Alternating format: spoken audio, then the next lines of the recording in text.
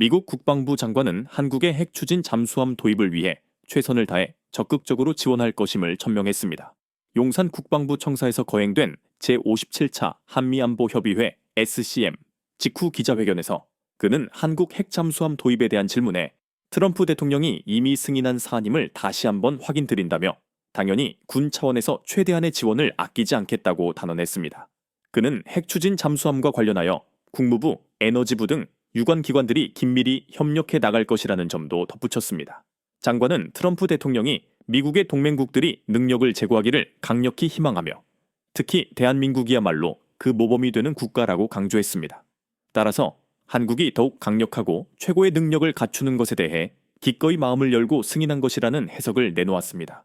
구체적인 승인 절차를 소상히 밝히기는 부적절하지만 양국이 선의를 바탕으로 지속적인 논의를 이어가 긍정적인 결실을 맺을 것을 확신한다는 말도 덧붙였습니다. 당초 트럼프 대통령은 미국의 필리 조선소에서 한국의 핵 추진 잠수함을 건조할 것을 제안했으나 이에 대해 이재명 대통령은 한국의 조선소 역시 세계 최고 수준이라며 단호하게 응수한 것으로 알려졌습니다. 이는 곧 핵 잠수함을 한국 영토 내에서 직접 건조하겠다는 강력한 의지를 표명한 것이나 다름없었습니다. 한국 정부는 핵연료만 승인해 줄 것을 요청하며 미국이 아닌 대한민국 자체 역량으로 핵 잠수함을 건조할 수 있도록 허가해달라고 줄곧 촉구하고 있습니다. 한국은 핵 잠수함을 독자적으로 건조할 수 있는 모든 필수 기술을 이미 확보하고 있기에 오직 미국의 핵연료 사용 승인만이 필요한 핵심 조건이라는 것입니다. 만약 필리 조선소에서 핵 잠수함을 건조하게 될 경우 미국 정부가 해당 조선소를 방위 사업체로 지정해야 하며 주요 설계, 원자재 탑재 구조 등을 확정할 때마다 미국의 승인 절차를 거쳐야 하는 복잡한 상황에 직면하게 됩니다. 이 경우 핵잠 도입 방식 자체가 미국산 수입 형태로 변질되어 수입 장비 및 부품 비중이 급증하며 사업비가 천문학적으로 치솟을 위험이 있습니다. 더욱이 필리 조선소의 잠수함 건조 인프라와 전문 인력을 배치하는 데만 최소 3년 이상의 시간이 소요될 것으로 예상됩니다. 조선업계 전문가들은 핵 잠수함을 국내에서 건조해도 최소 10년이 걸릴 것으로 예측하며 만약 미국에서 진행할 경우 15년에서 길게는 20년까지 소요될 수 있다는 비관적인 전망을 내놓았습니다. 일각에서는 트럼프 대통령의 급작스러운 제안이 한국형 핵잠수함 건조 사업조차도 미국에 대한 투자를 전제해야 한다는, 즉 Make American Ownership Great Again 사업의 일환으로 인식하며 나온 발상으로 보고 있습니다.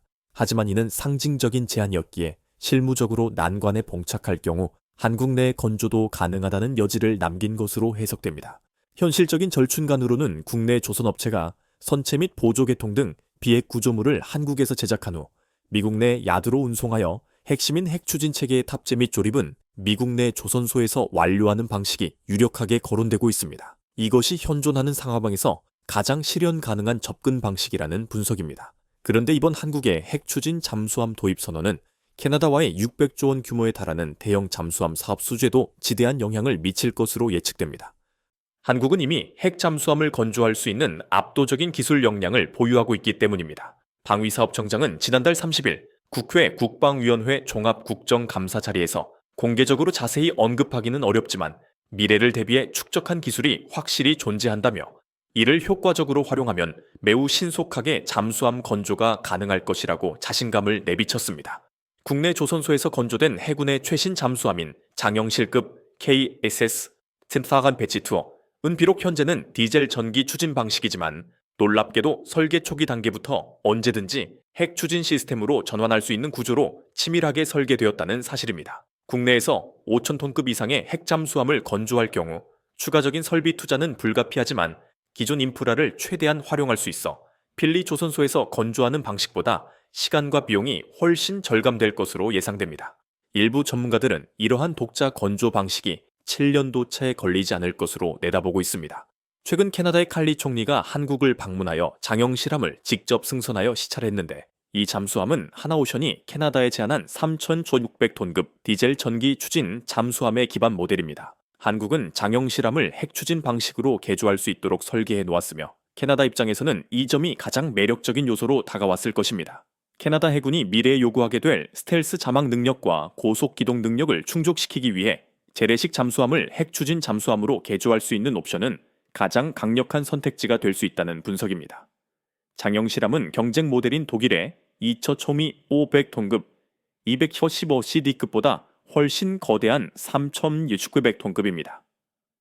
이처럼 거대한 선체는 핵 추진 시스템을 수용하기 위한 충분한 공간과 구조적 여유를 미리 확보했다는 상징적인 의미로 해석될 수 있으며 광활한 해역을 방어해야 하는 캐나다 해군의 작전 요구 사항에 완벽하게 부합합니다. 비록 최근 캐나다와 트럼프 대통령 간의 관계가 원만치 않아 당장은 한국이 핵 추진 옵션을 공식적으로 제시하기는 어려울 수 있습니다. 하지만 캐나다는 Five Eyes, Five Eyes, 국가 중 하나이므로 트럼프 정권이 종식되고 양국 관계가 정상 궤도로 회복된다면 언제든지 핵 추진 옵션이 허용될 수 있는 잠재력을 지니고 있습니다. 일각에서는 칼리 총리가 하나오션 조선소를 직접 찾아 장영 실함을 시찰한 행동 자체가 마치 핵 잠수함을 은밀히 둘러보는 것과 같은 모습으로 비춰졌다는 시각이 나올 정도였습니다. 업계는 이번 캐나다 사업의 결과가 폴란드 등 다른 국가들의 잠수함 사업 수주에도 막대한 영향을 미칠 것으로 보고 있습니다. 특히 폴란드가 추진하는 오르카 프로젝트는 잠수함 세척의 최대 8조 원 규모로 캐나다 사업의 승자가 이 거대 사업까지 차지할 가능성이 농후합니다. 한국의 핵 잠수함 보유는 한국의 잠수함 수출에 날개를 달아주는 결정적인 계기가 될 것이며 동시에 한국 해군 전력에 상상 이상의 파괴력을 부여하게 될 것입니다. 놀랍게도 한국이 핵 잠수함 보유를 추진하는 과정에서 미국뿐만 아니라 중국까지도 설득하는 데 성공했다는 소식이 전해졌습니다. 일부 전문가들은 중국이 핵 잠수함 승인에 대해 별다른 반발을 보이지 않는 이유를 한국이 미국으로부터 군사적으로 더욱 독립적인 위치를 확보할 수 있기 때문에 이를 부정적으로 간주하지 않는 것으로 분석합니다. 미국 경제 매체인 CNBC는 한국 조선소를 직접 방문하여 한국이 미국과 중국 양국 모두를 효과적으로 설득한 점을 높이 평가하며 이 소식을 대대적으로 보도했습니다.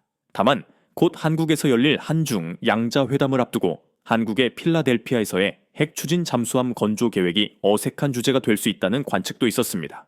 기자회견에서 중국 외교부는 한국이 미중 사이에서 균형을 유지하고 실용적인 무역 관계를 추구하는 국가임을 강조하며 만약 중국 측에서 강력한 저항이 발생할 경우 한국이 과연 이 사업을 강행할 것인지에 대한 의문을 제기했습니다. 국내에서는 한국이 핵 추진 잠수함을 보유하게 될 경우 이는 미국의 항모 전단에 버금가는 한국 해군 기동함대의 핵심 전력이 될 것으로 보고 있습니다. 이지스 구축함, 순양함, 군수 지원함 등과 함께 하나의 완벽한 세트를 이루며 운용될 것이기 때문입니다. 이는 한국 해군이 단순히 연안 방어를 넘어 전 세계 어느 해역이든 파견 가능한 명실상부한 대양 해군 전력을 갖추게 됨을 의미합니다.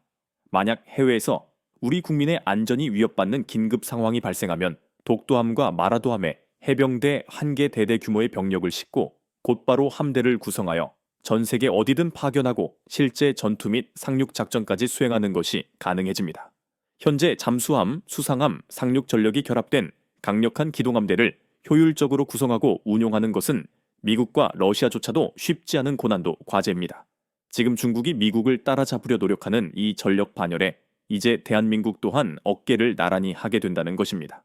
이 강력한 전력은 북한은 물론이고 중국과 일본을 동시에 견제할 수 있으며 전 세계 어느 곳에서든 우리 군의 도움이 필요할 때 신속히 출동할 수 있는 진정한 의미의 자주 국방 능력을 갖추게 됨을 뜻합니다. 미국이 이번 한국과의 관세 협상이 마무리되자 크게 환호하며 기뻐했던 주된 이유 중 하나는 바로 Make Project, Make American Owners Great Again Project가 본격적으로 가동될 수 있다는 사실 때문이었습니다. 미국 MBC 뉴스 소속의 케니스 맥키 프레이어 기자는 미국 조선업을 다시 위대하게 운동해 핵심이 되는 한국 조선소를 직접 찾아갔습니다. 미국은 이곳에 수십억 달러를 투자하여 미국인 근로자를 고용하고 용접 기술을 가르치며 군함을 건조하고 있습니다. 기밀로 간주되는 모든 것은 이곳에서 유지 보수 계약까지 수행할 예정이며 조선 산업을 보유하는 것이 국가에 유용하다고 믿는 이들에게 중요한 사업이었습니다. 기자는 상업용 조선업에서 경쟁력을 갖추기는 어렵겠지만 미국 조선업의 미래가 하나오션이 인수한 필라델피아 조선소에서 펼쳐질 수 있다는 희망적인 전망을 내놓았습니다. 트럼프 대통령이 한국의 잠수함 건조를 승인하자 일부에서는 미국이 다른 나라에 절대 넘겨주지 않는 핵심 기술을 한국에 제공한다며 열광했지만 실상은 한국이 이미 모든 기술을 완벽하게 보유하고 있으며 오직 핵연료 사용만 허용해주면 되는 상황이었습니다. 이러한 냉철한 진실은 해외 네티즌들이 더욱 정확하게 인지하고 있었으며 그들은 한국의 핵추진 잠수함 보유 소식에 다음과 같은 반응을 보였습니다. 한국이 핵추진 잠수함을 건조하는데 미국의 기술은 전혀 필요치 않습니다. 필요한 것은 오로지 한미 핵연료 재처리 협정의 개정뿐입니다. 한국은 핵기술 분야에서 이미 세계 최고 수준의 역량을 지닌 국가이지만 현재 미국과의 협정에 따라 핵물질 취급에 엄격한 제약을 받고 있습니다. 이 문제만 해결된다면 한국은 이미 갖춰진 모든 기술적 준비를 바탕으로 독자적인 핵추진 잠수함을 즉시 건조할 수 있게 될 것입니다. 한국에는 철강 직접 생산부터 작은 볼트와 부품, 거대한 선박 엔진까지 자체 제작하는 최첨단 도시형 자동화, 조선소가 3곳이나 존재하며 거의 모든 제조 공정이 로봇 자동화로 이루어지고 있습니다. 매년 수십 척의 상선, 군함, 그리고 잠수함이 이 거대한 조선소에서 끊임없이 건조되고 있습니다. 그 엄청난 규모와 효율성의 방문객들은 압도당할 수밖에 없을 것입니다. 자유민주주의 체제 아래에서 이러한 경이로운 일을 현실화할 수 있는 나라는 오직 대한민국뿐입니다. 대한민국의 대양 해군 시대가 눈앞에 펼쳐지고 있습니다. 핵 잠수함 보유가 가져올 국방력의 대변역, 여러분은 어떻게 생각하십니까? 이 놀라운 기술력과 지정학적 승리에 대한 여러분의 깊은 통찰을 댓글로 남겨주세요. 좋아요와 구독, 알림 설정은 국방 채널 성장에 큰 힘이 됩니다. 다음 시간에는 장영실함의 실제 스펙에 숨겨진 비밀을 더욱 심도 있게 파헤쳐 보겠습니다. 기대해 주세요.